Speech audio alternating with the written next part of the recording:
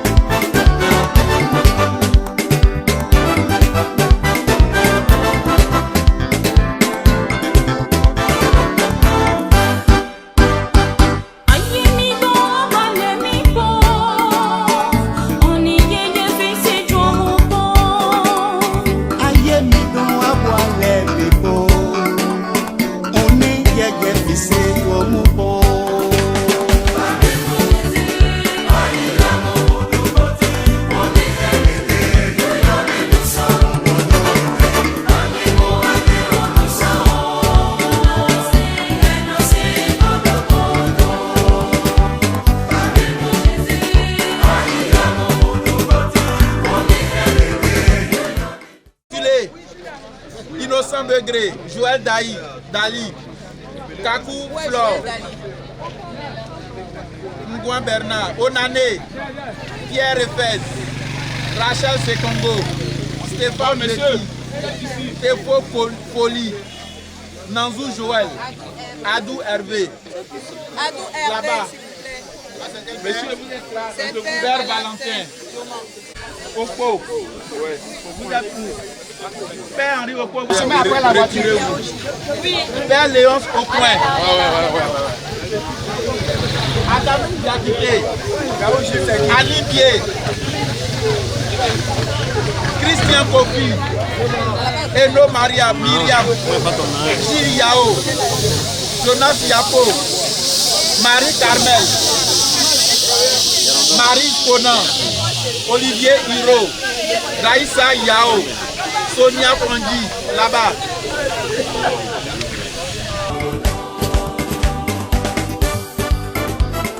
Jean-Baptiste. Marie Sacré. Netiago. Ornella. Regina. Condé.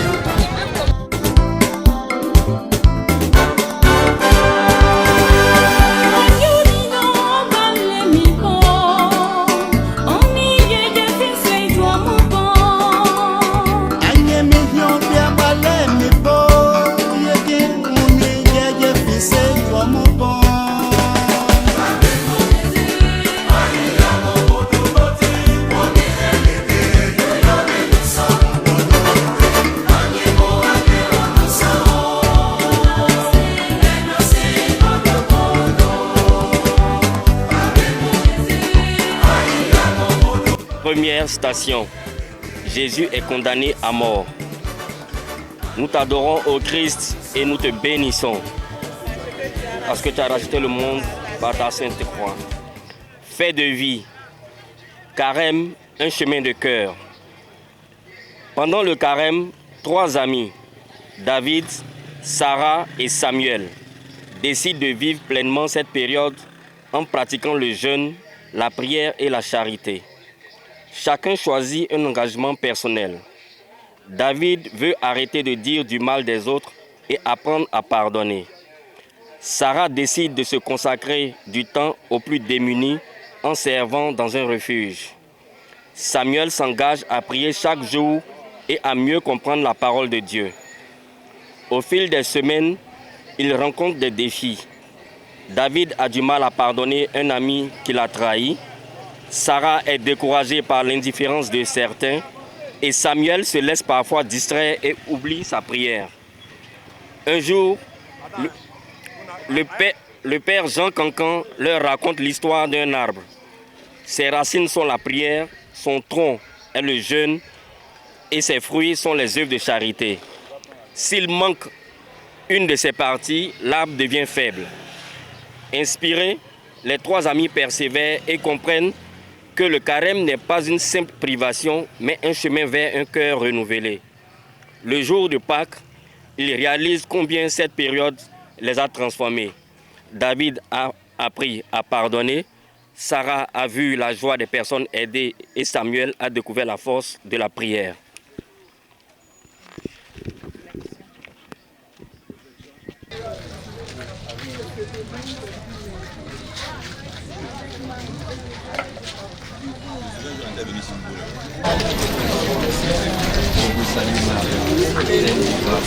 Le Seigneur est avec vous.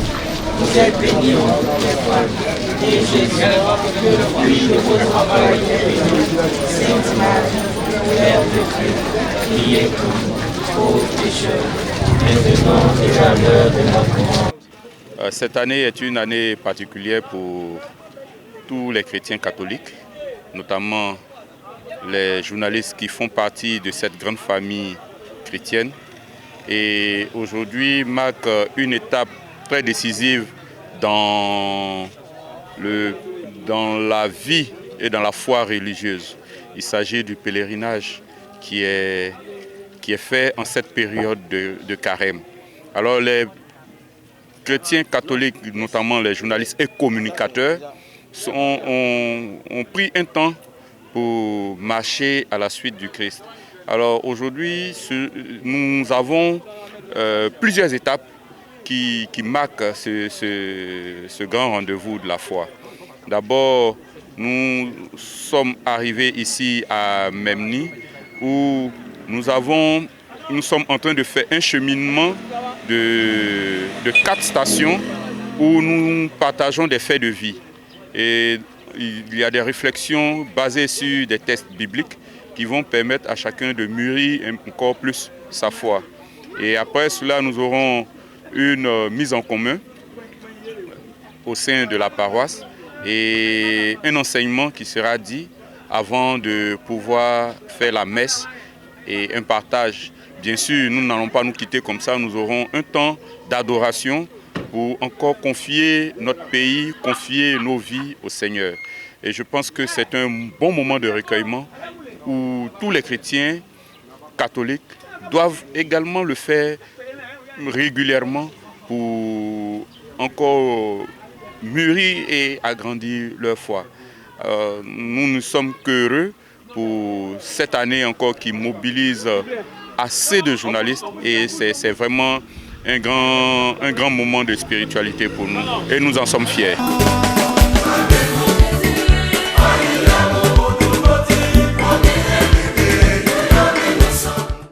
Il y a une confusion à notre niveau, on dit le jeûne et le carême. On fait comme pour les musulmans, il y a 5 heures du matin et c'est à 18h30, il va rompre son jeûne. Or le carême, c'est différent. Le carême n'est pas... c'est la parole de Dieu que tu dois écouter. On doit écouter la parole de Dieu.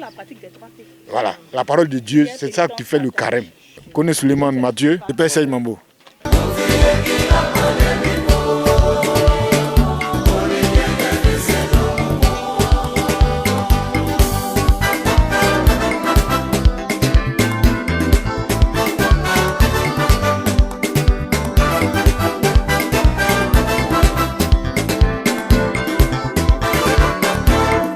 Comme Florentine, bon, la première étape, nous sommes en train de méditer le chemin de croix. Nous sommes à la 4e station du chemin de croix.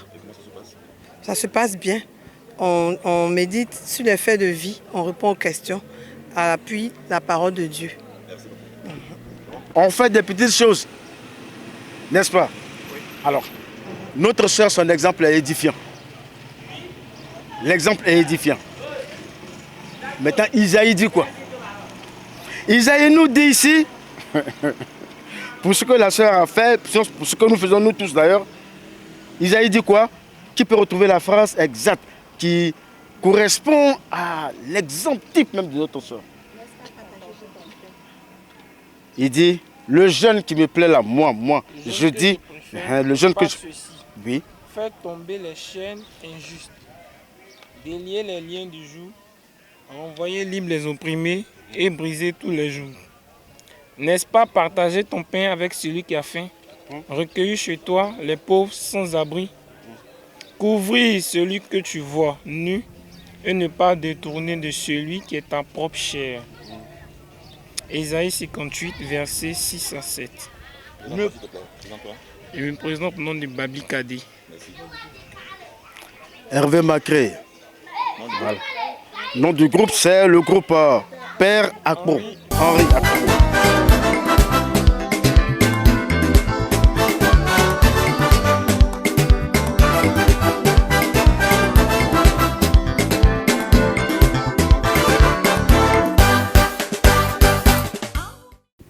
Je disais que si tu vois que ton frère à côté a des difficultés à pouvoir les codes, faire ce qu'il faut faire, il faut aussi attraper sa main, lui indiquer le bon chemin.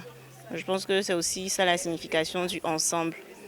Donc chacun de son côté, d'accord, on fait ce qui est nécessaire, mais après, ensemble, il faut se soucier de tous ceux qui sont à côté. Est-ce qu'ils font le bien aussi? Nous sommes à la 3e station. Ça se passe plutôt bien parce qu'on arrive quand même à essayer de comprendre la parole qui nous est donnée. Donc, oui, les gens sont cordiaux. Ça se passe très bien. Rachel, c'est quoi? Pas de divergence. Nous sommes en train d'évoluer en fonction des stations. Nous sommes à la 4e station. C'est-à-dire que chaque fois qu'on évoque un sujet au cœur donc des différentes paroles bibliques, on essaie de faire une relation avec notre profession de journaliste. Je pense que c'est ce qui est le plus important, parce qu'il ne faut pas sortir des sentiers battus et croire qu'on pourrait accepter éventuellement de parler de Dieu sans vraiment mettre en pratique ce que les préceptes nous demandent dans la vie active. Donc c'est ce qui se fait bien pour l'instant. Bon, tout se passe bien, on savait qu'on allait être sous le soleil. Donc on est prêt psychologiquement et on espère justement que toutes ces grâces vont rejaillir sur la corporation et sur toute la Côte d'Ivoire pour la paix, une paix durable. Merci.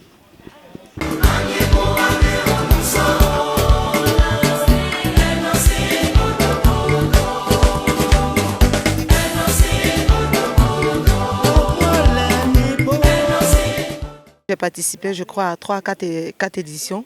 Vraiment, chaque année, il y a de l'innovation. Il faut le rappeler que le pèlerinage est un moment de partage, de pardon, de pénitence et en même temps un moment aussi de se rassembler pour communion ensemble dans la fraternité, l'amicale aussi. Et à l'instant, comme vous le constatez de notre côté, de notre groupe, le groupe Saint-Joseph-Mobio, nous sommes en train actuellement dans les sujets de réflexion, la méditation et aussi le chemin de croix. Donc, au vu aussi de tout ça, c'est un moment pour dire à tout le monde de se rassembler, d'être humble, comme on le dit, l'humilité précède la gloire. Voilà. Et puis aussi de pouvoir se pardonner. Le pardon est divin. Il n'y a pas d'autre mot que le pardon. Il faut pardonner, il faut se réconcilier, il faut garder la paix.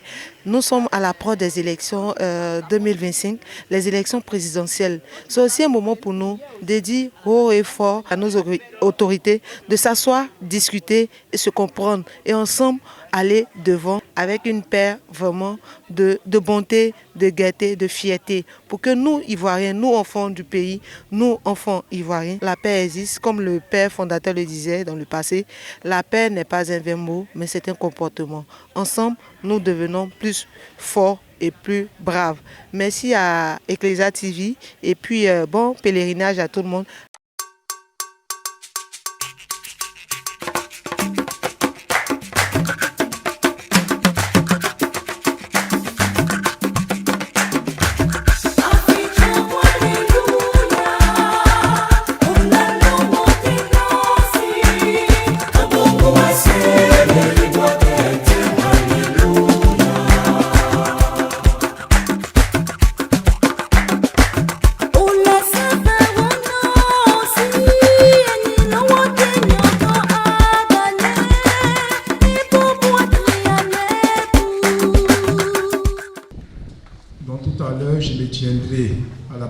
Qui se trouve à votre gauche, en face du presbytère, pour confesser ceux qui doivent se confesser.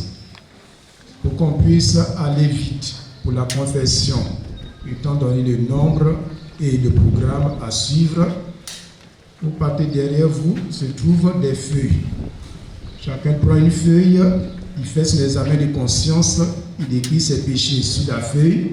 Quand il vient, il dit en même temps ses péchés, son acte de contrition, je donne l'absolution et il revient à sa place. Celui qui ne suit pas ça, je ne vais pas l'accueillir pour ne pas qu'on perde de temps, parce que je suis seul pour la confession en vue de l'indulgence. Deuxième chose, pour ceux qui ne peuvent pas se confesser, vous prenez également une feuille, vous écrivez vos différents péchés, vous demandez pardon au Seigneur à travers la récitation du psaume 51. Le psaume 51 pour demander pardon au Seigneur. Ça, c'est le premier critère. Le deuxième critère, c'est la demande de messe. Il y a des feuilles de demande de messe qui se trouvent juste derrière vous. Lorsqu'on vient en pèlerinage ici, la demande de messe d'intention est à 1000 francs au lieu de 3000. Pour permettre à chacun de pouvoir demander ne serait-ce qu'une messe. Troisième critère, il faut participer à la messe. Nous sommes tous là, nous allons participer à la messe et communier pour ceux qui communient. Pour ceux qui ne communient pas, dans le feuillet qui vous a été donné, il y a une prière où c'est mis prière spirituelle, communion spirituelle.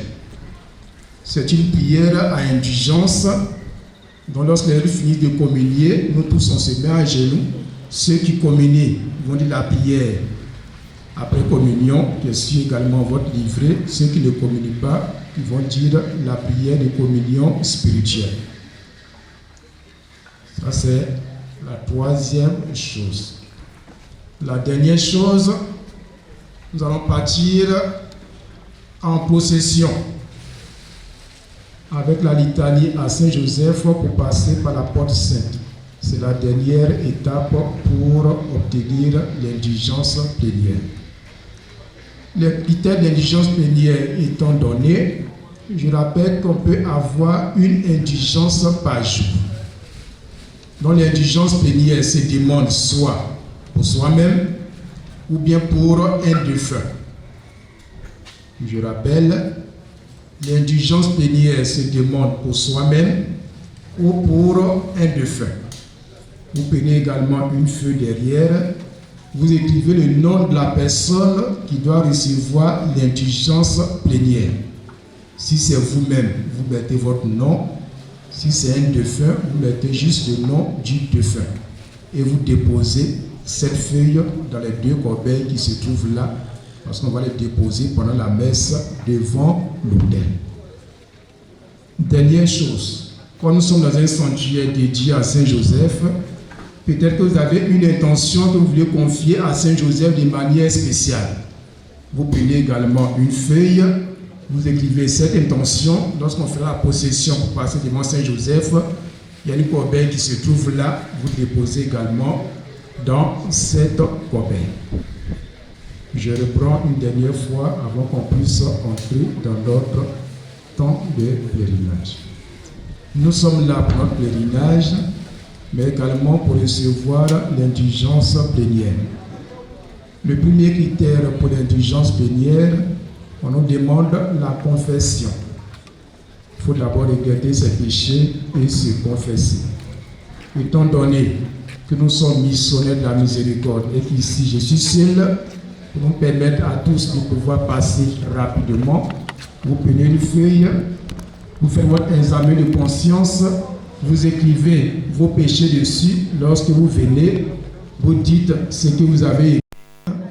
Il y a la communion spirituelle qui se trouve sur votre feuille de pèlerinage. À la fin de la communion de tous, nous nous mettons à genoux pour que ceux qui communient disent la prière de communion. Ceux qui ne communient pas puissent dire la prière de communion spirituelle. Dernier critère, nous allons faire la procession pour passer par la porte sainte. En faisant la procession, peut-être qu'une personne a une intention particulière à demander à Saint-Joseph parce que nous sommes dans son sanctuaire. Un bol qui se trouve devant Saint-Joseph, en faisant la procession, on va déposer votre intention que vous voulez voir être exaucée par Saint-Joseph. Il y a des pains de vie à côté, vous prenez au pain de vie, on rentre par la porte sainte et on ressort par là. Donc voici les différents critères pour obtenir l'indulgence.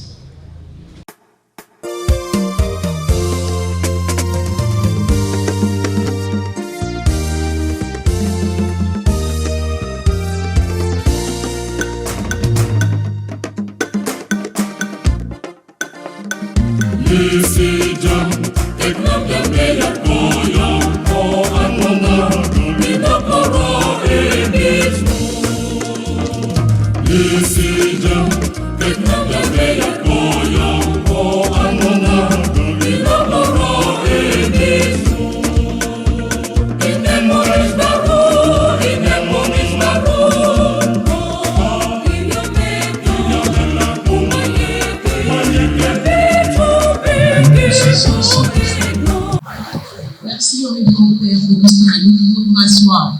À présent, nous arrivons à l'étape de l'enseignement. Le Père va commencer par nous faire son exposé, le développement du thème, et par la suite, nous aurons quelques échanges. Merci. Bonjour à tous et à chacun.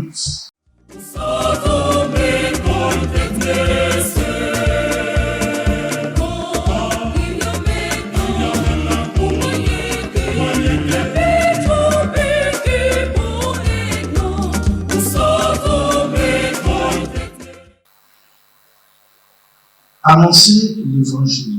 avec douceur. Que dit le pape le 24 janvier 2025 à l'occasion de la 59e journée mondiale des communications sociales? Il dit ceci: partagez avec douceur l'espérance qui est dans vos cœurs. Donc, il vous invite, vous communicateurs chrétiens catholiques, à être doux et à ne jamais oublier le visage de l'autre. Première chose. Deuxième chose, à parler au cœur des hommes et des femmes au service desquels vous êtes. Ainsi, vous pourrez semer toujours l'espérance, même si c'est difficile. Ensuite, que vous soyez témoins et promoteurs d'une communication non hostile.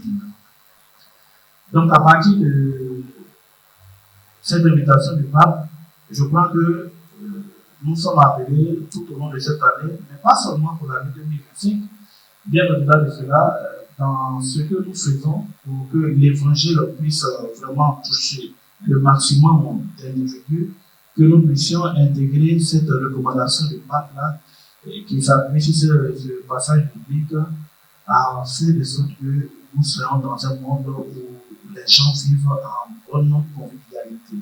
Donc, être doux, pour ne pas oublier que l'autre aussi est un autre moi. Et cela nous amène à nous rappeler ce que le Christ a dit: ne faites pas aux autres ce que vous ne voulez pas qu'on vous fasse. Ensuite, que nous avons à parler au cœur des hommes et des femmes pour lesquels Dieu nous a choisis. Autrement dit, la fonction ou bien le service de communicateur catholique, ce n'est pas une affaire de dire j'ai choisi donc je fais ce que je veux. Donc je suis au service du peuple de Dieu. Et c'est Dieu qui me donne dans cette mission-là, qui m'appelle à ce ministère pour pouvoir aider à ce que l'évangile touche le maximum d'individus. Et puis, être témoin et promoteur d'une communication non hostile. Nous savons combien de fois, permettez-moi de prendre l'exemple, depuis quelque temps au niveau de la Côte d'Ivoire, combien de fois sur les réseaux sociaux, tout ce qu'il y a comme communication, qui n'est pas de risque capté, soit plus ou moins en train de créer dans le cœur des uns des autres beaucoup de remous. On ne fait plus attention à ce qu'on dit ce qu'on veut dire, et puis, oh là là, il est égal. Quand on prend 2 Timothée 2, 24 à 25, il est écrit ceci: or, il ne faut pas qu'un serviteur du Seigneur ait des querelles. Il doit au contraire être affable envers tous, propre à enseigner, doué de patience. Il doit redresser avec douceur les adversaires. Quand on prend le livre des Proverbes, le chapitre 15, verset 1, il a dit ceci: une réponse douce calme les fureurs, mais une parole dure excite la colère. Donc, je m'arrête à ces 2 références. Une réponse douce calme les fureurs, mais une parole dure excite la colère. Moi, journaliste catholique, communicant, est-ce que j'apprends ou bien j'ai intégré dans ma manière de faire la douceur pour pouvoir aider les autres à s'apaiser? 2 Timothée. Or, il ne faut pas qu'un serviteur du Seigneur ait des querelles.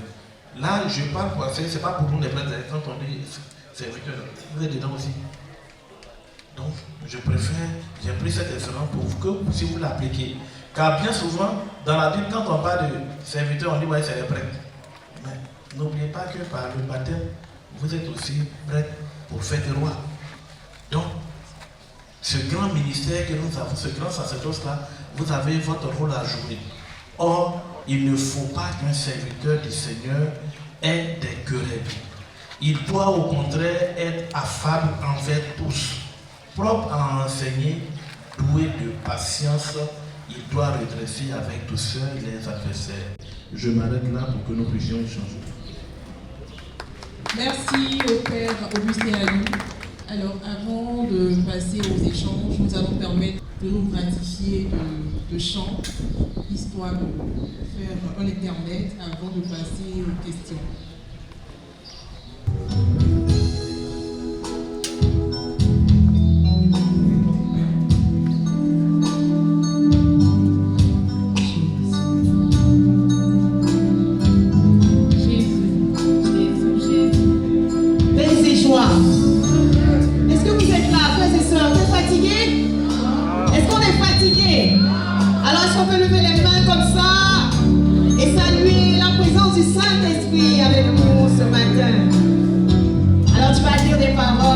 reconnaissance parce que Dieu t'a donné la force d'être ici. Il te permet de venir l'adorer en ces lieux historiques où il a béni des générations et des générations et toi aujourd'hui tu es là. Dis merci Seigneur. Merci Seigneur pour force. Merci Seigneur. Amen.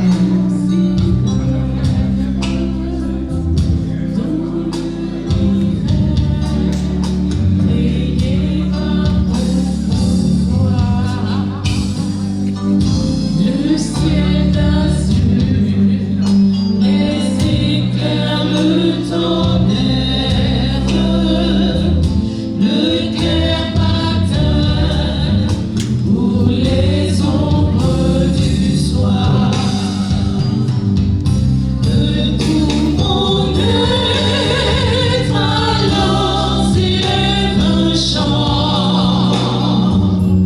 Dieu tout-puissant, que tu es grand. De tout mon être alors s'élève un chant. Dieu tout-puissant, que tu es grand. Pour parler toi, pour la forêt profonde, j'ai et j'entends tous les oiseaux chanter. Quand sur les monts, la source avec son onde, rivaux et filles, son chant doux et léger. Tout mon être,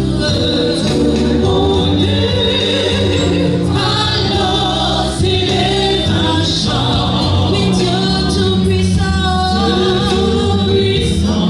que tu es grand, de tout mon être, alors s'élève un chant. Dieu tout-puissant, que tu es grand. Merci infiniment à notre cœur. Des questions concernant l'enseignement donné par le Père Augustin Ali. Je suis enseignant plus communicant. On m'entend pas bien. Je suis enseignant journaliste et communicant. J'ai bien aimé la présentation, elle est très belle, c'est un engagement à avoir une attitude de paix, d'empathie. Mais il peut arriver qu'on soit dans des environnements où on fait face à une hostilité, j'avais dit criante, vraiment forte, de façon sévère, en tant que journaliste, communicant ou simple chrétien catholique. Quelle est l'attitude que vous nous recommandez? Éclairé par ce que le Christ nous demande. Voilà. Je ne crois pas que dans l'éducation qui nous est donnée par nos parents, on nous demande d'être virulents vis-à-vis des uns et des autres ou encore d'être méchants. Depuis le bas âge, on nous apprend à être magnanime. C'est vrai que par moments, on dira si on t'a frappé, toi aussi il faut taper. Ok, ça peut arriver. Mais je crois que tous ici, nos parents nous ont toujours éduqués à pouvoir pardonner à celui qui nous fera du tort et surtout aussi à grandir dans ce que moi j'appellerais la maîtrise du soi. Vous voyez, bien souvent, c'est ça aussi qui nous manque. Quand on a reçu le baptême, il y a cela 100 ans, 20 ans, même quand on s'en prête, il y a aussi la maîtrise de soi qui nous manque. Du coup, dans une situation, comme vous l'avez dit, un environnement où il y a de l'hostilité, on peut être prompt à répondre ou bien à réagir. Par moment, on est poussé par une bonne intention. C'est-à-dire, je vais répondre pour que les gens comprennent que trop c'est trop. Mais pose-toi la question, est-ce que c'est à toi de répondre? Parce que je me rappelle, c'est vrai que je n'ai pas le passage en tête, Mais je me rappelle de ce que le Christ a dit. Il dit, c'est pas à vous de parler, c'est l'Esprit Saint. Donc, il est plus intéressant, quand vous êtes dans une situation d'hostilité, gardez votre calme d'abord. Analysez tout ce qui est dit. Ça vous permet de répondre de manière sage. Voilà. Ça, c'est le conseil que je pourrais donner. Et puis, comme je l'ai dit, n'oublions pas que nous sommes chrétiens. C'est-à-dire, on a le droit de répondre, de répliquer. Mais comment est-ce que les gens vont juger? On dit, mais même toi, tu es chrétien catholique, on aurait été heureux que peut-être pour répondre à ce qui a été dit là, tu ne sois pas rapide. Parce que quand toi tu as fini de parler, tu as fini de parler, on sait que c'est Dieu qui a parlé en toi. Les autres, on peut comprendre. Et puis enfin, bon, je te rappelle ce que le Christ a dit. On te gifle à gauche, tu donnes à droite. Pour dire frapper à quoi, c'est pas grave. Mais, tout compte fait, c'est que ce à quoi je vous invite, c'est la maîtrise de soi. Vous êtes communicant, vous devez faire passer un message. Donc, il faut pouvoir gagner le cœur des uns des autres et ne pas être prompt à répondre. Maintenant, quand Dieu veut que vous répondiez, bon, là, pas autrement, même si vous fermez votre bouche, les pierres parleront à votre place. Mais il faut toujours aussi chercher à grandir avec la maîtrise de soi pour pouvoir analyser le contexte et puis demander à l'Esprit Saint de vous donner les mots qu'il faut. Voilà. Parce qu'il ne faudrait pas que ce soit toi qui veux défendre peut-être la cause de Dieu ou la cause de ta religion. Ce n'est pas à toi de le faire. Tu analyses, tu donnes à l'Esprit Saint. Donne-moi les mots qu'il faut parce que dans l'auditoire qui est là, il y a des gens peut-être qui ont besoin d'un témoignage. Donc, mets sur mes lèvres les mots qui viennent de Dieu Père, Fils et Esprit Saint, pour que quand j'aurai à répondre, alors il y a des gens qui changent. Je prends simplement l'évangile du jour.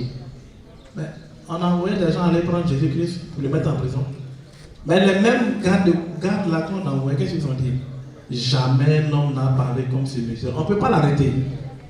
Autrement dit, l'image que vous nous avez donnée de ce monsieur, quand nous sommes arrivés là-bas, quand on a entendu là, ça n'a rien à voir. Donc on ne peut pas l'arrêter. Ils ont dit quoi? Donc vous aussi, vous a berné. Oui, on préfère berner par un gars qui est tout comme ça, qui n'appelle même pas la haine, que de vous écouter, vous qui allez nous mettre dans des problèmes. Donc voilà un peu quelques idées que je peux donner pour nous éclairer quand nous nous trouvons quelque part là où on doit défendre notre foi ou bien aussi parler de notre religion. Merci au Père. Une deuxième intervention. Il y a une petite difficulté. Hein. Ici, nous travaillons de plusieurs médias. Voilà. Il y a des médias politiques, purement politiques, des médias religieux, ou encore des journalistes. Nous, moi je suis chrétien catholique, mais je ne travaille pas pour une maison professionnelle. Je travaille pour un journal dur, politique dur. Alors, vous avez dit la maîtrise de soi, peut-être que c'est le temps de 100 ans, ok? Oui, puisque certains souvent, nous on n'a pas eu, heureusement que nous sommes venus en temps d'intelligence, peut-être que ça va nous aider. Mon père, avec l'actualité brûlante, politique, sociale, avec des terrains qui sont arrachés, un seul individu arrache beaucoup de terres, il y a la liste électorale, bon, ça c'est le congrès. Voilà. Le chrétien catholique, il est devant son ordinateur, il est soit d'un tel ou tel bord, il peut écrire pour un journal proche du pouvoir, il est catholique, il peut écrire pour un journal qui est de l'opposition, il peut écrire pour un journal média qui est indépendant. Alors, ce chrétien-là, quelle est la technique? Parce que c'est pour ça que nous sommes là. Vous, à l'instant T, quelle est la technique que ce chrétien catholique qui n'est pas pour un média professionnel, confessionnel?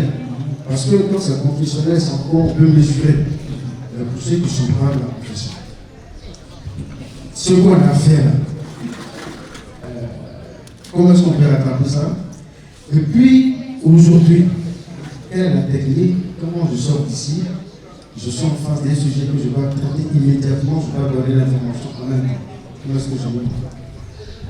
Ok. Père, je vais vous appeler rapidement Moi, c'est vraiment d'abord, c'est un village. Merci d'être venu dans ton village. Je suis le premier président de l'AIJK. Je suis très heureux de vous recevoir en vos rangs avec qualité. La question qu'il pose, avant que ça revienne à vous, je voudrais donner la dimension un peu qui n'est pas spirituelle. Il faut revenir à l'écriture journalistique, à l'éthique et la déontologie. Avec ça, tu avais appris les premières réponses. Je crois que le confrère se rappelle, un journaliste ne peut pas être influencé dans son approche de rédaction. Et qu'il y a des techniques qui nous emmènent à rester mesurés, à rester professionnels. Avant qu'on ne soit pas dans le métier. On est bien d'accord. Pour quelques techniques, il faut équilibrer une information. Il faut très équidistance de l'information. Donc, s'il y a quelqu'un que tu prends qui est en conflit avec quelqu'un d'autre, il faut donner la possibilité à l'autre de répondre à la préoccupation qui est posée dans le conflit. Donc, déjà avec ça, on a déjà une approche de rédaction. Il y a mes aînés qui sont là. Voilà. Je vois mes aînés, j'ai vu des je ne crois pas qu'ils vont me contredire sur la question. Mais quand il s'agit d'un genre, qui est d'un genre d'opinion, on ne sait pas là. C'est votre conviction. Un homme, un individu, une conviction, une opinion. Il a place, mais il veut dire que là-dessus, il doit être mesuré, il va rester stoïque sur sa conviction. Et on nous apprend ça. Mais c'est là qu'on fait le mélange des gens qu'il y a un problème. Ils sont encore là pour me contredire. Donc déjà, dans l'approche journalistique, on va dire des éléments de réponse sur la question qu'il pose. Maintenant, je ne sais pas si je dois poser ma question ou attendre que vous répondez au niveau de la dimension spirituelle. Moi, quand j'ai fini mon cours de communicateur, j'ai appris une chose. Il n'y a pas de journaliste qui n'a pas de parti pris. Il n'y en a pas. C'est un être humain. L'être humain a un parti pris. Maintenant, comment tu vas rendre compte là? C'est là on t'attend. Et comme il a dit, mais ça rejoint un peu ce proverbe africain. On ne prend pas moitié de cola pour régler le problème. Autant tu as entendu X, il faut entendre Y. Parce que l'écrit journalistique, ça engage non seulement celui qui a écrit, mais la maison, mais en plus, ça engage sur le futur. La réaction de ceux qui vont vous lire ou de vous écouter. C'est pourquoi j'ai dit, quand vous allez faire quelque chose, on dirait, mais lui, il est catholique. C'est-à-dire, les autres pouvaient faire, mais lui, catholique, c'est pas comme ça qu'il devait traiter l'information. Donc, vous voyez déjà que vous êtes interpellé à cause de votre appartenance religieuse. On sait que vous êtes chrétien, vous êtes journaliste, vous avez fait cours de journaliste, tout. Mais dès l'instant où on sait que vous appartenez à l'église catholique, on dit, mais non, lui, il doit faire attention. Vous comprenez un peu? Donc, je veux dire quoi? Le journaliste défend la maison pour laquelle il travaille. Parce que c'est la maison qui te paye. C'est pourquoi il dit qu'il n'y a pas de journaliste qui n'a pas de parti pris. Parce que même si tu ne veux pas, tu seras obligé de faire selon l'éditorial de ta maison, parce que c'est leur argent là que tu vas prendre pour payer ton loyer. Bien. C'est leur argent que tu vas prendre, c'est eux qui te payent. Et donc c'est le propriétaire là qui te dicte sa vision. À toi de dire, ça ne rentre pas dans la droite ligne de la déontologie du journaliste. Ah, tout le monde connaît. On a tous les tests qu'on connaît. Maintenant, dans la pratique, quand tu regardes ton loyer que tu n'as pas payé depuis 3 mois, et puis le guerre là, entre tu es chrétien. Donc, il faut maintenant défendre ta foi. Oui, je travaille pour tout, mais ma foi me commande de ne pas faire comme vous voulez. C'est vrai, j'ai besoin d'argent, mais ça là, je ne peux pas. Donc, donnez-moi soit le temps d'aller en profondeur pour vérifier si oui ou non l'information qu'on va donner, ce sera bon pour nous, mais ce n'est pas bon. Parce que donner une information à chaud, vous risquez d'avoir des problèmes. Je crois qu'il y a beaucoup de maisons d'édition qui ont des problèmes parce que le journaliste donne pour donner et après, on se rend compte que c'est vide et que c'est du faux. Nous sommes chrétiens catholiques. On a une autre manière de traiter les informations. Je prends simplement l'exemple. Regardez comment Vatican traite les informations. Pourtant, je ne crois pas que dans un quelconque pays, il y ait, comment on appelle, une maison de presse qui soit aussi dotée en moyens financiers et technologiques que le Vatican de Rome. Il n'y en a pas. Mais on ne donne pas d'informations comme ça. Aujourd'hui, la situation est telle que, bon, on se sent obligé de peut-être aller rapidement donner une information. Et donc la question qu'on pose, mais comment on peut faire pour rattraper? Tu es venu en pèlerinage, donc demande pardon au Seigneur pour toutes les fois où tu as donné une mauvaise information.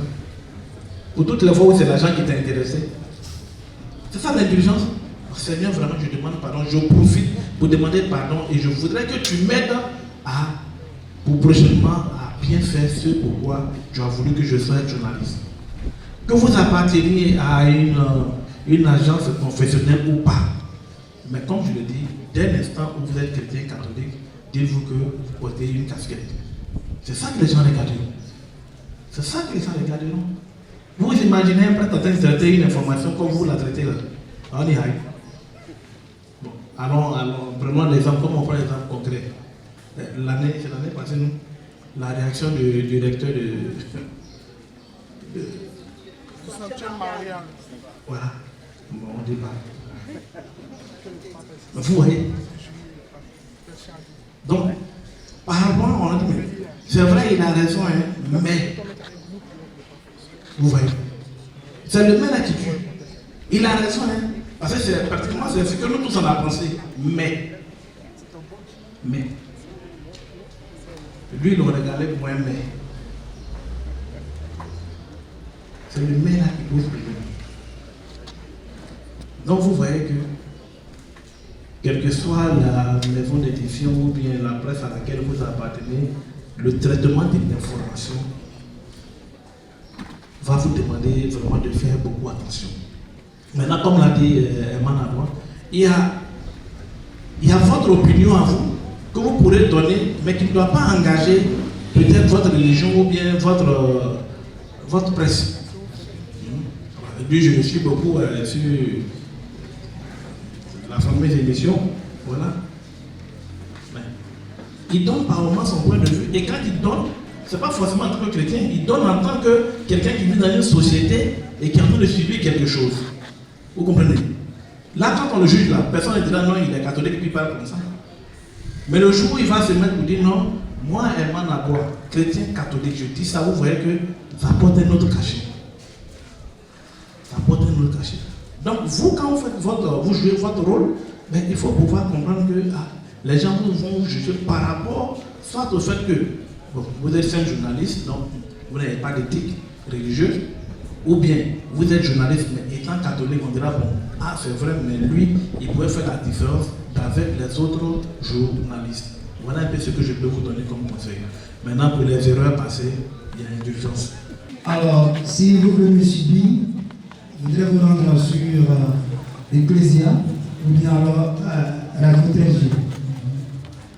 Je voudrais particulièrement donc saisir l'intervention du Père concernant la question de maîtrise de soi. Et là, j'en parle en qualité de communicant de journaliste. Sur les paroisses, malheureusement, le constat, c'est que nous avons beaucoup de curés qui sont devenus très virulents.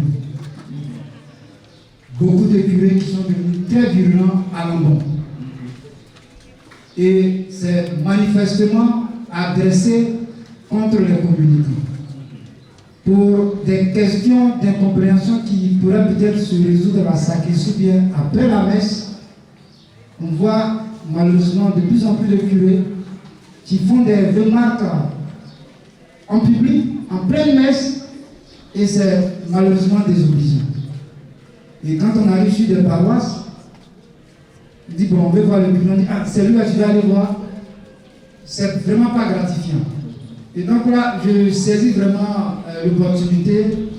Je vous en parle personnellement parce qu'en votre qualité de responsable de communication au niveau donc, du diocèse de Pougon, assurément que dans vos rencontres, vous pourriez vraiment en dire un mot. De sorte que les curés, c'est notamment les curés, parce que les vicaires, parce qu'ils ne sont pas peut-être curés, ils sont encore mesurés. Après, ils vont se diviser. Mais pour l'heure, ils sont mesurés. Mais avec le curé, c'est un peu problème. C'est un peu problème. Merci. Voilà. On dit on ne cache pas le soleil avec sa main. Ce sont des réalités que vous vivez, que vous subissez. Voici vos paroisses, ou bien même quand vous allez en reportage. Voilà. Prends ça comme un sacerdoce. Sinon, on t'a pas fait ça, qui va te faire? Or, quand ça vient de nous, que tu as pu supporter, ou du est-ce que tu ne pourrais pas supporter? Tu es comme un commando. Voilà un peu. Mais ce que je vous conseillerais peut-être après, seulement que vous avez essayé. Après, bon, vous allez trouver le curé. Vous dites, mais mon père, bon. Donc tout le monde fait.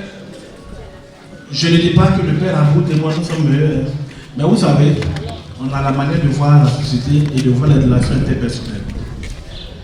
Quand vous ne comprenez pas que vous êtes un être humain et que vous avez besoin de l'autre, vous pouvez vous permettre de penser que vous êtes au-dessus de la loi.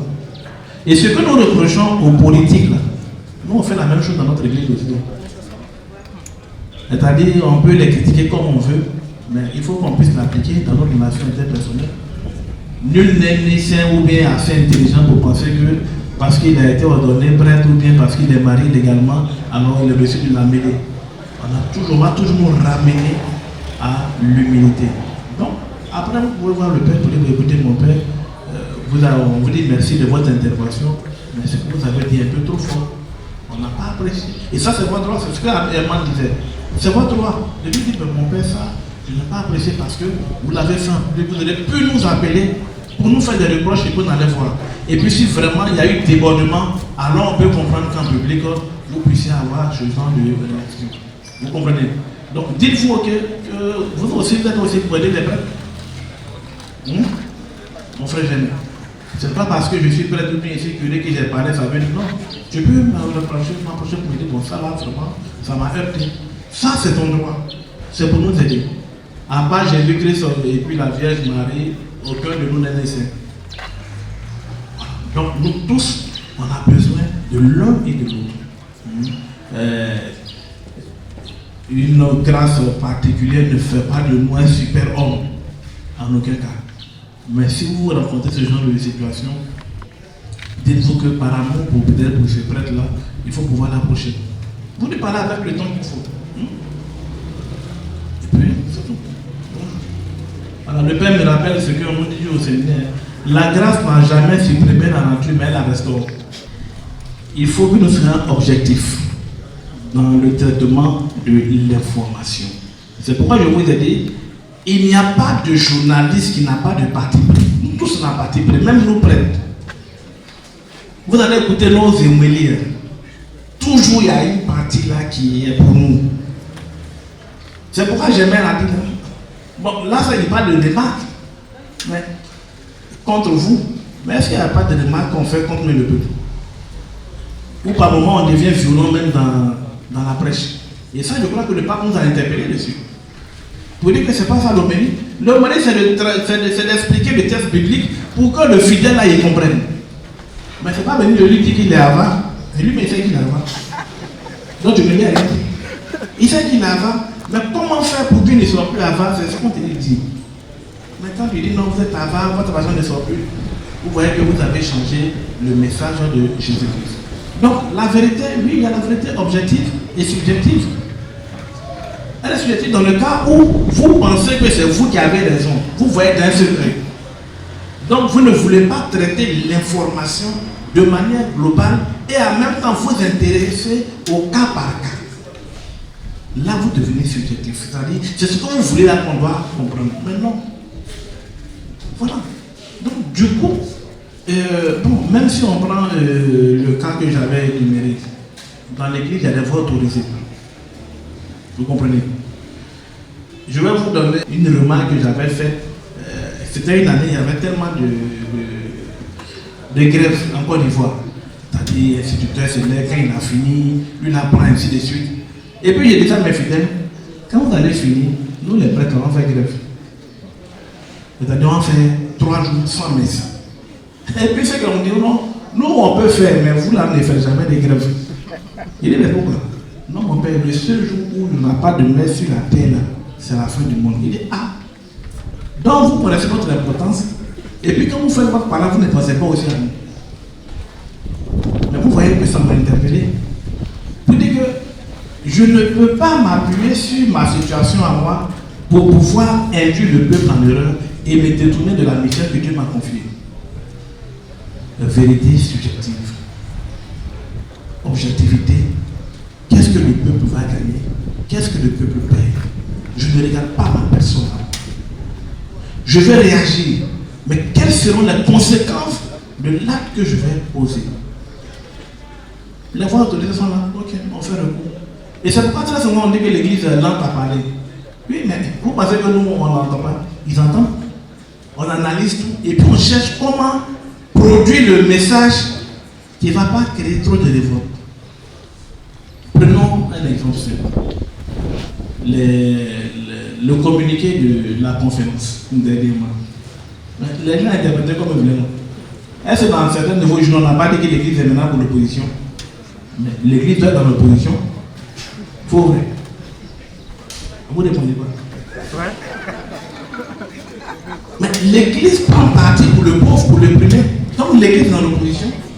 Autrement dit, ce que vous avez dit comme titre là, vous n'avez fait que confirmer la place et le rôle de Jésus-Christ, de Dieu, dans la vie de l'homme. Donc vous n'avez pas accepté. Est-ce que nous on a répondu? On n'a pas répondu. Bon, ils avaient besoin de ce titre-là pour vendre leur journaux. Un bon communicant, quand il lit un titre, il sait que c'est profane. Il n'y a rien de bon dedans. Parce que tu nous accuses quoi? On est dans l'opposition, tout le monde dit, ah, on va voir. Qu'est-ce qu'ils ont dit? C'est pour avoir l'argent, c'est tout. C'est tout. Donc, devant une réalité, devant des faits, nous sommes appelés à être plus objectifs que subjectifs. Vous comprenez? On défend la cause de Dieu. On défend la cause du peuple. Donc, même quand le peuple est en train de dévier, on doit être habitué de dire au peuple, non, vous déviez. Ça me fait mal, ça me coûte. Mais je vous dis que ce n'est pas bon. Et c'est à cela qu'on revient encore au tel du jour. On envoie des gens. De manière subjective, on vous dit que le monsieur là, il est mauvais. Allez l'arrêter, envoyez-le ici, on va le frapper. Ah, ils sont arrivés. Non, il faut être objectif. Il ne fait pas de mauvais. Soigner les malades, les guérir, c'est ça. Pourquoi ça, un mec qui est en prison? Il n'a pas dit de faire grève. Il dit lui seulement, Abou Pierre, au nom du Seigneur, lève-toi, marche. Pour ça, là, on le met en prison. Ou bien, 5000 personnes ont faim, il a pris 2 pains, 3 poissons, il a multiplié, ils ont mangé. Pour ça, là, on les met en prison. Mais quand même, vous aussi, soyons objectifs. Vous voyez un peu comment ils ont interpellé ceux qui les ont envoyés avec une vérité subjective. Donc, je reviens à ceci. C'est une mission qui vous est confiée. Et je crois que si aujourd'hui, vous existez, mais par moi, c'est pour faire la contrebalance. Devant ce qu'on nous présente à tout moment là, quel est votre rôle pour que la vérité soit la vraie vérité? Maintenant, définition de la vérité, là, même Jésus-Christ n'a pas répondu quand il a dit, mais ce n'est pas la vérité. Il a fermé sa bouche. Et puis, ils ont continué à le frapper. Donc, c'est pas moi qui dis que c'est quelqu'un qui a la vérité. Tu ne sais pas, tu connais. Merci, mon père. Mais apparemment, je crois que c'est comme à l'hémicycle. C'est les gens de l'opposition vraiment qui parlent. Et puis, il y a de pouvoir parler. Ils ne sont pas nombreux, mais ils parlent. Allons-y. Voilà, bonjour mon père, merci pour votre exposé. Tout à l'heure, en répondant à la question... Il faut te présenter aussi, même si il bon, je suis Justin Assali. Donc, en répondant à la question de Macri, après les explications d'Herman Labois, prenant un exemple sur Herman Labois, vous avez trouvé lorsqu'il intervient sur le plateau, il intervient en tant que lui-même et non en tant que catholique. Est-ce qu'il y a un endroit où on doit vivre sa foi catholique et un autre endroit où on est son manteau de catholique? Dès l'instant où vous avez reçu le sacrement du baptême, partout où vous passez, vous êtes quelqu'un catholique. Mais le cas d'espèce que j'ai pris, l'émission, c'est l'émission, l'émission là, on est temps. On n'est pas en tant que chrétien catholique. Parce que lui, il a en même temps, il vit dans une société, et ce qu'il va dire, il est le porte-voix de la société. Vous comprenez? Mais en même temps, si vous analysez bien, sa prise de position, c'est pas que je le félicitais. Apparemment, lui aussi direct. Apparemment, lui aussi il est un peu virulent. On sent ça même, on sent que c'est un entier quand il parle. Mais vous verrez qu'il fait des efforts pour ne pas trop blesser. C'est de ça que je parle en fait. C'est-à-dire, dans la réponse que tu vas donner à une question posée, ou bien dans ce que tu fais, on sent que tu te retiens. Parce que tu ne veux pas créer trop de remous. Pourquoi?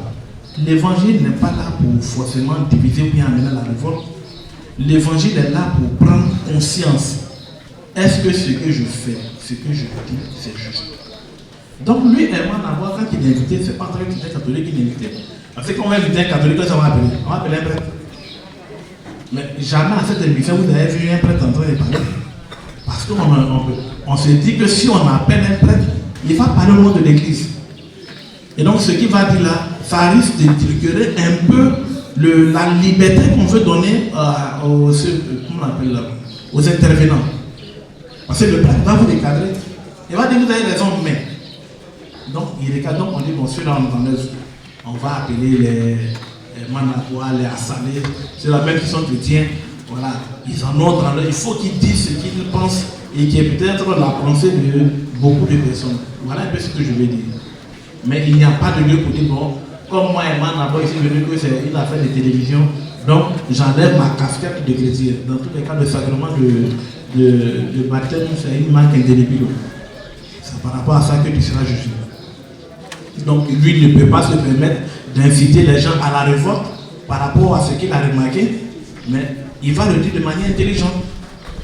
Vous aussi, quand vous traiterez une information, c'est de manière intelligente. Voilà. Parce que vous savez que si vous le faites comme tout le monde, vous conduisez même votre équipe dans la chose. Donc pour ne pas porter un flanc ou bien ouvrir le flanc pour que votre équipe soit trop persuadée, vous traitez l'information autrement.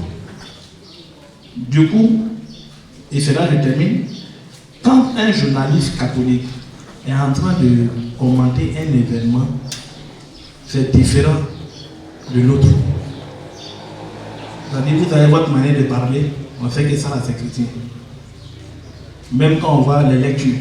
Alors, quand un lecteur est en train de faire lecture, tu sais que ça là c'est chrétien catholique. Mais quand un autre est en train de faire sa lecture, tu sais que ça là il n'a rien à voir avec Dieu. Donc vous voyez que dans la pratique, il y a des différences. Voilà ce que je peux dire. Partout où vous êtes chrétien, mais comment est-ce que vous devez rendre compte là? Il faut pouvoir trouver le juste milieu. Mon père, nous avons terminé avec la série de questions. Une personne de ce côté. Voilà, je suis Henri-Michel Corbeau. Mon père, j'ai souvent constaté que souvent il y a des situations où l'église prend position, l'église agit, mais souvent, vous allez souligner tout à l'heure, souvent lentement. Pourquoi cette lenteur? Parce que souvent on a l'impression que l'église joue le rôle de médecin après la mort. C'est après la mort. Le Dieu que tu adores là, dis-moi, quand tu as fait tes prières là, demain je t'ai eu réponse. Ah, tu n'as pas dit le micro. Il faut lui donner les réponses. Quand il fait prière là, il adresse au bon Dieu et puis il fait parler là. Est-ce que Dieu a répondu le même jour? Non. Ah non. Et si vous avez lu, vous avez été à la messe d'hier, l'évangile d'hier, hein, à la fin, on dit ceci. On veut l'arrêter, mais personne n'a mis la main sur lui parce que son heure n'est pas encore arrivée. La prudence de l'église catholique est comme cela. C'est-à-dire, on n'est pas prompt à répondre parce qu'on analyse au fur et à mesure. Et vous verrez que quand la conférence prend la parole, c'est au nom de tous les évêques. Même s'il y a un qui n'est pas d'accord, ils vont se concerter. Et puis on va parler. Vous dites, bon, au nom de tous les chrétiens catholiques, vous voyez ce qu'on a à dire. Ou bien au nom de temps. Vous voyez que, si vous vous rappelez, le pape émérite Benoît, il avait eu à dire quelque chose qui a créé un remous. Une année avant qu'il ne démissionne. Et quand il a dit, il avait pris un truc sur les musulmans. Voilà. Mais à l'analyse, on a réagi pour rien. Les gens ont répliqué pour rien. Parce que c'est une citation. Mais est-ce que les gens sont tenus compte de sa situation? On dit lui, il est pape et puis il a pas. Or, quand il a dit, comme a dit. On a enlevé comme a dit là. Et puis on a pris ce qu'il a cité. Donc on sort de son contexte et puis on réagit de manière violente contre des chrétiens catholiques. Il y a eu même des religieux qui ont été tués dans certains pays pour ce qu'il a dit, alors que ce n'était qu'une citation. Mais ça n'engageait pas l'Église. Ça n'engageait normalement lui, c'est son point de vue. Mais qu'est-ce qu'on a fait? On a fait le amalgame. On dit comme lui il a parlé, c'est que voici ce que tous les chrétiens disent. Vous voyez un peu comment est-ce que... C'est pourquoi je parle de maîtrise de foi dans la chose. Oui, je suis libre de parler, mais c'est ce que je vais dire. Par rapport à la casquette que j'ai là, ça ne va pas se répercuter sur l'image de ma vie. Toi, tu pourras parler, il n'y a pas de problème.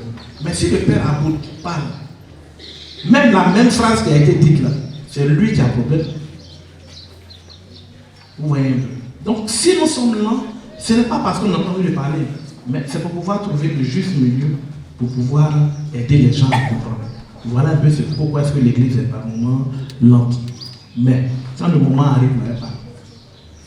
Et puis elle n'est pas aussi lente que ça. Parce que vous allez prendre ailleurs dans notre contexte, le lendemain, la France de parler. Ça, on ne dit même pas même. Voilà un peu. Bon, on te conclut. Le Père a conclu. C'est vous, comme les évêques l'ont dit, c'est vous qui devez nous apporter les informations justes et équilibrées. C'est vous, l'Église catholique qui regarde. C'est vous, les communicateurs ou journalistes. C'est vous que nous regardons. Alors, la question qui m'habite, mais je n'ai pas pu poser cette question, quel serait le rôle du journaliste en cette année 2025 où nous allons allègrement et sûrement vers les élections présidentielles? Je pose cette question parce que nous savons que la vérité n'y est pas. Et tout ce qu'il faut faire pour que la vérité s'installe, pour que nous ayons un pays de paix, malheureusement, il y a des chrétiens catholiques qui sont dans un lobby et qui ne veulent pas adhérer à la vérité.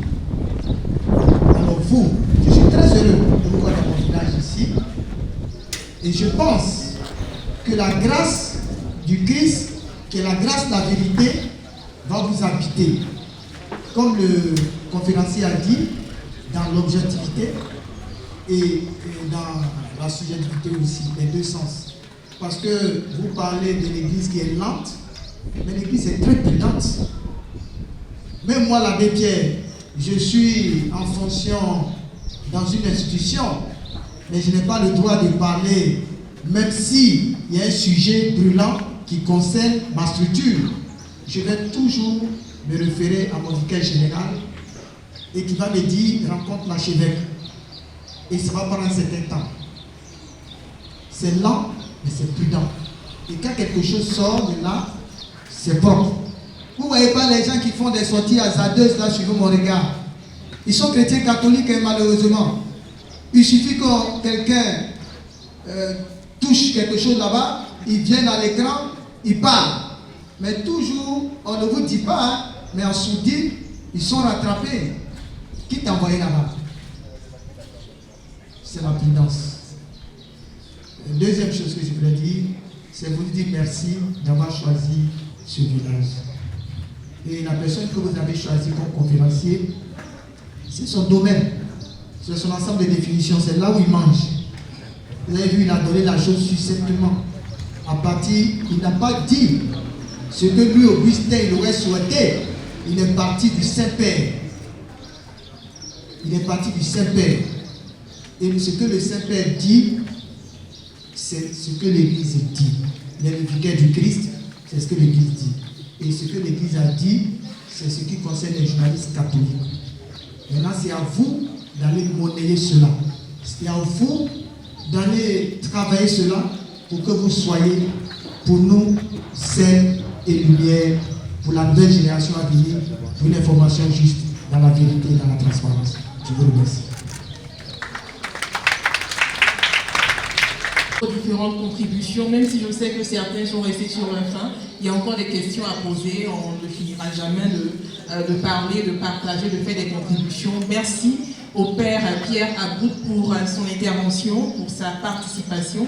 Et nous saluons au passage notre aumônier, l'aumônier de l'AIJK qui nous a rejoint, le Réunion de monde passionné, bien évidemment. Merci mon Père, merci d'être toujours avec nous, à nos côtés.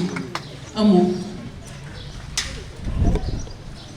Une grande joie de vous retrouver. C'est juste. L'année dernière, je n'étais pas là parce que je ne portais pas bien.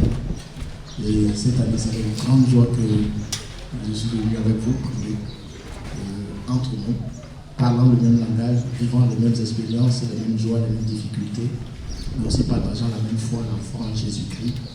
Merci au Père Augustin, merci au Père Pierre Aboud, merci à tous les organisateurs. C'est une joie pour moi de vous retrouver. Que Dieu bénisse la journée.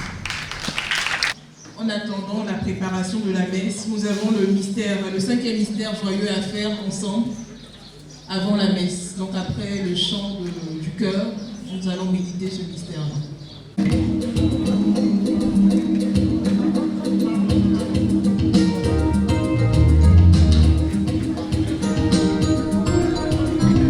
Alors ce chant-là, il est prophétique. Chacun va le chanter pour lui. Tu vas te mettre debout et puis tu vas le chanter avec nous. C'est un très vieux chant de notre église qui réitère notre engagement avec le Seigneur. Tiens-toi debout et puis confesse les paroles avec nous. Amen, amen.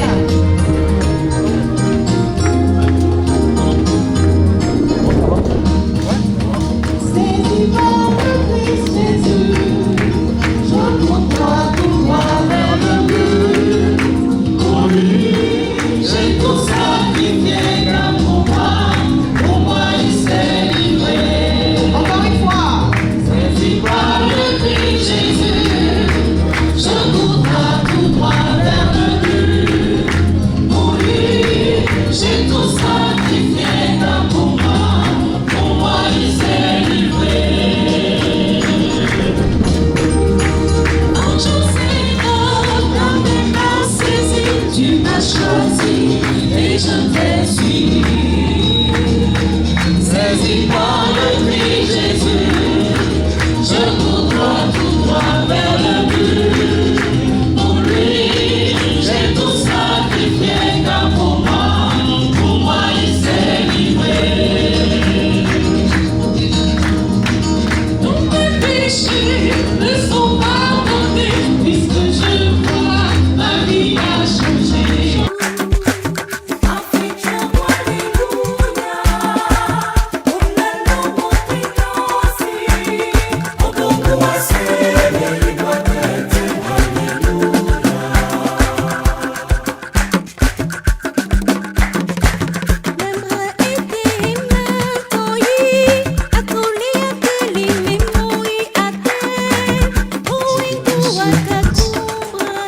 Soit vous-même, soit un parent, pour que les choses soient claires.